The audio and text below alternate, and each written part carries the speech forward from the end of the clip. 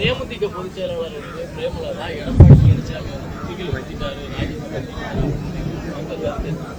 தன்மை என்ன? இந்திய திருநாடு சுதந்திரம் பெறுவதற்காக முதல் குரல் கொடுத்தவர்களில் முதன்மையானவர் நம்முடைய மாவீரன் புலித்தேவர் அவர்கள் என்பது நாடு நன்றாகவே அறியும். இன்றைய தினம் அவருடைய 310வது பிறந்த நன்னாள். இந்த நன்னாளில் அவருடைய புகழையும் பெருமையும் தியாகத்தையும் நாம் போற்றி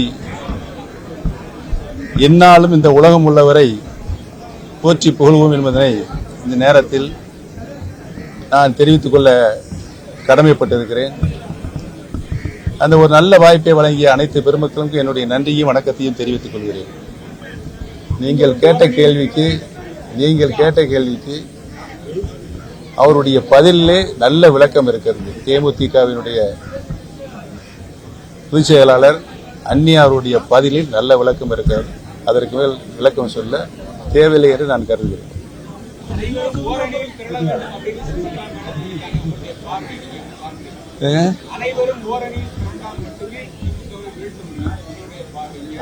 என்னுடைய பார்வை நான் ஆரம்ப காலத்திலிருந்தே சொல்லி வந்திருக்கிறேன்.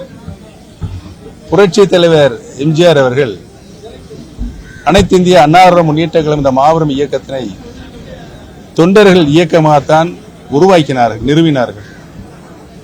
பின்பு புரட்சி தலைவர் எம்ஜிஆர் அவர்களும் மாண்புமிகு இதய தெய்வம் புரட்சி தலைவி அம்மா அவர்களும் இந்த இயக்கத்தை மக்கள் இயக்கமாக உருமாற்றினார்கள்.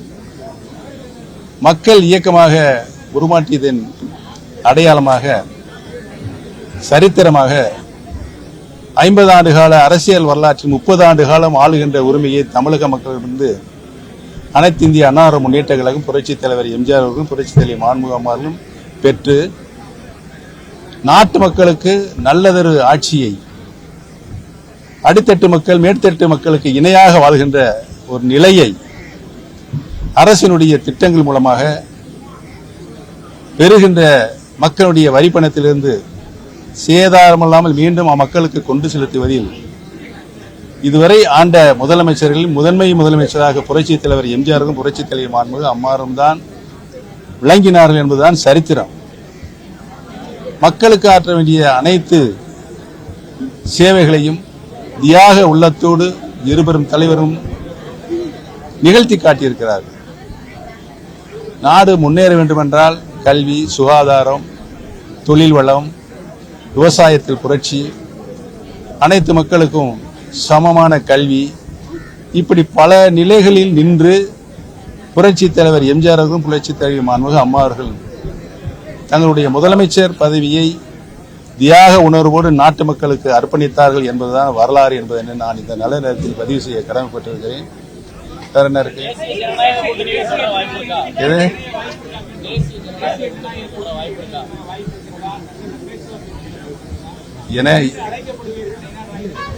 நான் NT அலையன்ஸில் இருந்து வெளியேறிவிட்டேன்.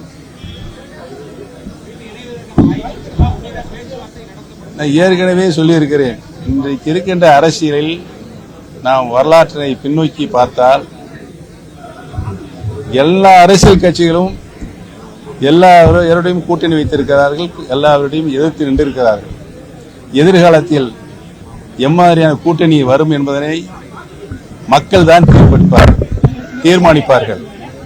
ஆனால் ஒரு தலைசிறந்த கூட்டணியாக அமையும் என்பதை மட்டும் நான் உறுதியாக கூறிக்கொள்ள கடமைப்பட்டிருக்கிறேன்.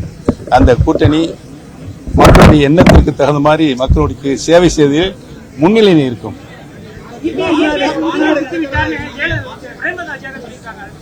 அதுதான் இப்ப தம்பி கேட்டுச்சு. நீங்க எந்த நிருபர்? தம்பி சன்னியூஸ் தம்பி கேட்டுச்சு, அதைவே நீங்களும் கேட்குறீங்க. இது ஒரு நல்ல விளக்கத்தை அந்நியார் அவர்களை சொல்லிவிட்டார்கள். நான் தினந்தோறும் அரசினுடைய செய்ய தவறிய அவர்கள் சொன்ன வாக்குறுதிகள் எதுவும் நிகழ்த்தவில்லை என்று தினந்தோறும் அறிக்கையின் வாயிலாக சொல்லிக் கொண்டிருக்கிறேன். சில பத்திரிகைகள் சொல்லுகிறார்கள், போடுகிறார்கள், சில தொலைக்காட்சிகள் செய்தியை கூட போடுவதில்லை என்ற மனக்குறை என்னிடம் இருக்கிறது.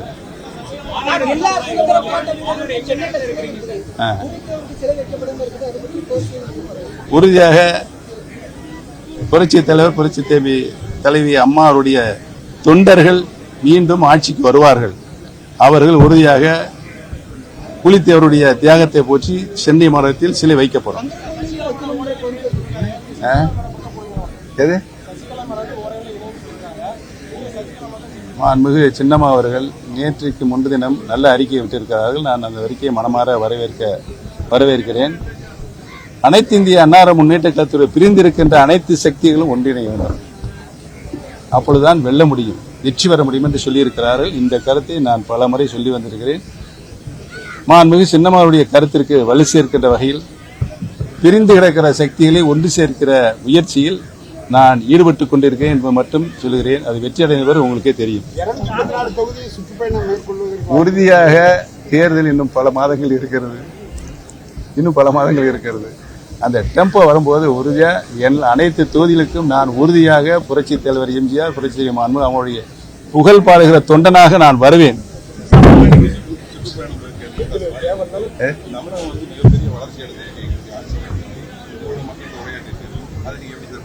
இல்ல, மாண்புமிகு முதலமைச்சர் அவர்கள் வெளிநாடு சென்று தொழில் முதலீட்டுக்கான முயற்சிகளை ஈடுபடுவதற்காக, அந்த முதலீடுகளை கொண்டு வருவதற்காக சென்றிருக்கிறார்கள்.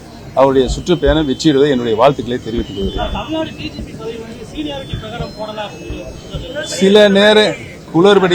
சில நேரங்களில் சில நிர்வாக காரணங்கள், பல காரணங்கள் அரசினுடைய இருக்கும். அதில் உள்ளே என்ன நடந்தது எனக்கு தெரியாது. ஆக சீனியாரிட்டி மதித்து போடப்படுவதுதான் மரபு. எது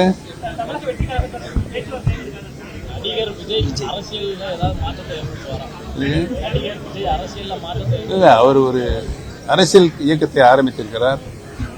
தேர்தலை வென்று அவர் எப்படி தங்கள் நடைமுறையை, இலக்கை, நடைப்பயணத்தை எப்படி செலுத்திக் கொண்டிருக்கிறார் என்பதை பார்த்தான் அவருடைய கணிப்புகளை நான் சொல்ல முடியும் என்பதை தெரிவித்துக் கொள்கிறேன். இந்த நிலையில் அவர் இயக்கத்தை ஆரம்பித்திருக்கிறார். அவருக்கு என்னுடைய வாழ்த்துக்களை தெரிவித்துள்ளேன். எதிர்காலத்தில் எதுவும் நடக்கலாம்.